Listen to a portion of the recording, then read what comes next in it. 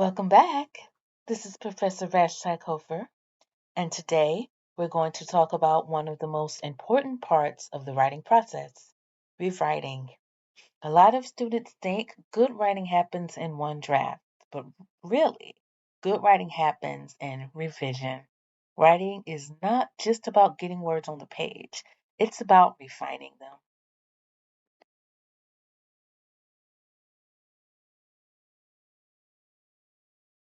Rule number one: when you finish a draft, you're not done. You should revise at least once.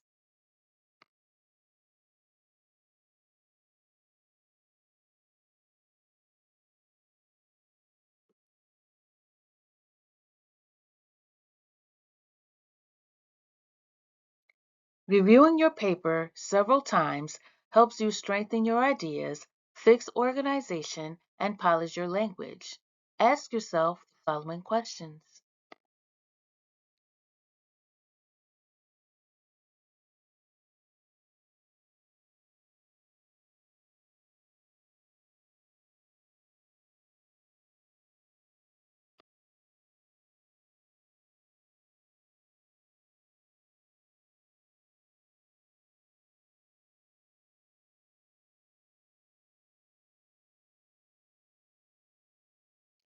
Think of your first draft as building the frame of a house.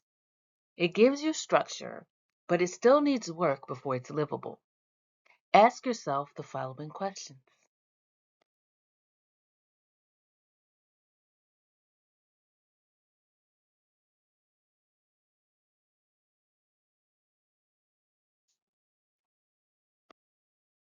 Proofreading is the step where you really slow down. Don't just skim. Read each line carefully, checking for grammar, punctuation, and spelling. Sometimes it helps to read out loud. That way, you catch awkward phrasing or missing words.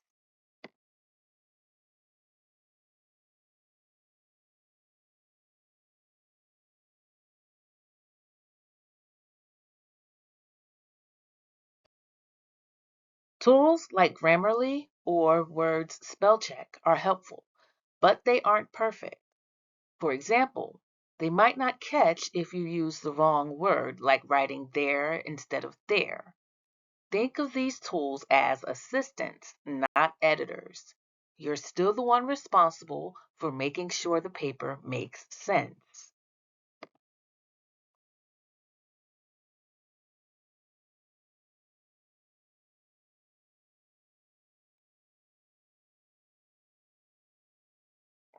Pause this video here and take a screenshot for your notes.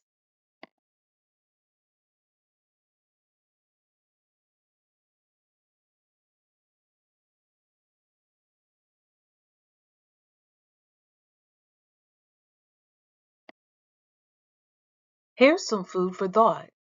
Pause here and take a screenshot.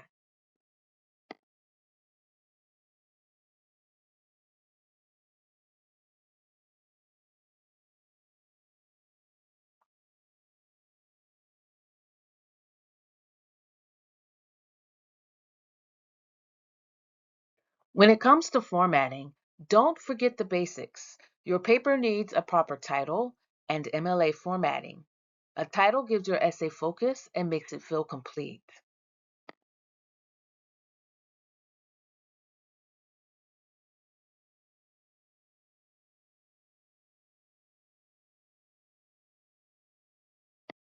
MLA formatting, like the heading, margins, and works cited page, keeps your work polished and professional.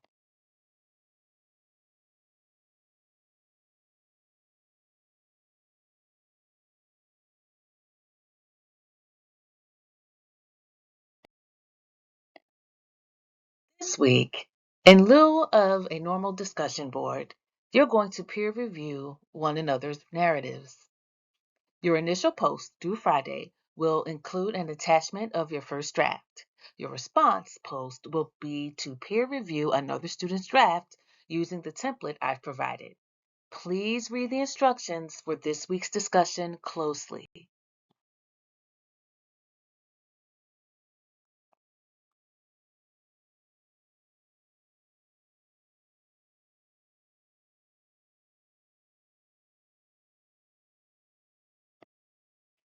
When reviewing someone else's writing, your job isn't to rewrite their essay for them. Instead, ask guiding questions. For example, what are you trying to say here? Or can you explain this point further? These kinds of questions help the writer clarify their own thinking.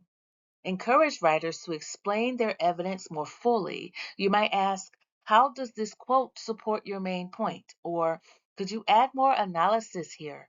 This helps the writer build stronger connections between their ideas and their support.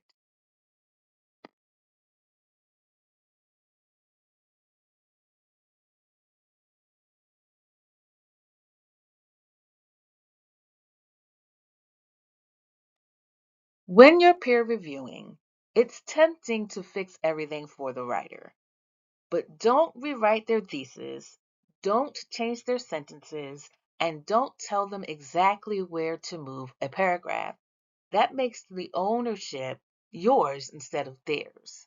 Instead, focus on suggestions and questions that empower them to revise on their own.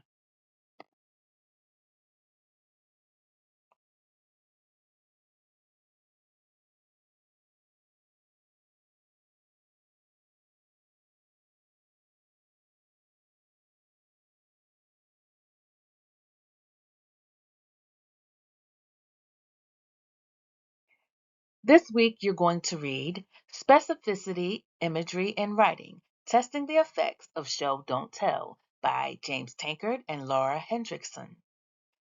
The key to good writing is the art of showing, not telling.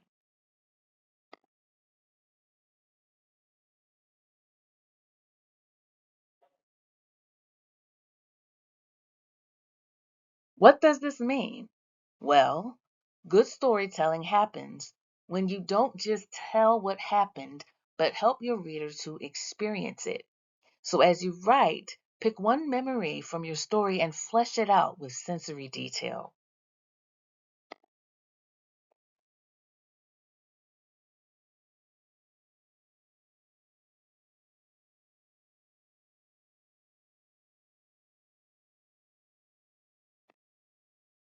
This week's written assignment includes a summary of specificity, imagery, and writing.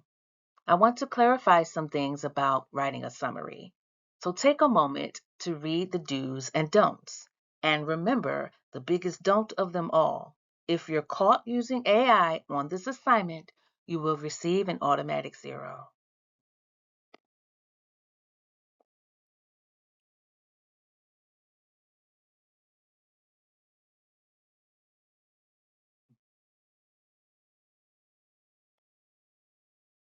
My goal is to show you that you don't need AI to write a decent summary. What a summary does is it takes a large work and condenses it down to its main idea and supporting arguments. It helps to annotate a work paragraph by paragraph. Ask yourself, what is the main idea of this paragraph and how does it connect to the paper's thesis?